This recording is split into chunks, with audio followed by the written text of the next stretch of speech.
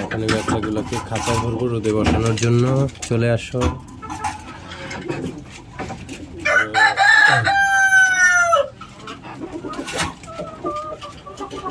আছে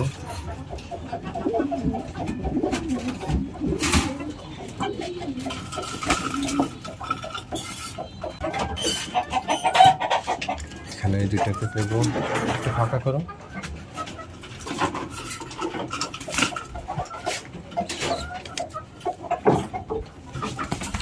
এই যাবে না, আপাতত এই 4টা বাচ্চাই দেব। আর এখানে 2টা আর এই 2টা পরবর্তীতে রোদে দেবো। ওগুলো এখনো ছোট আছে। চলো।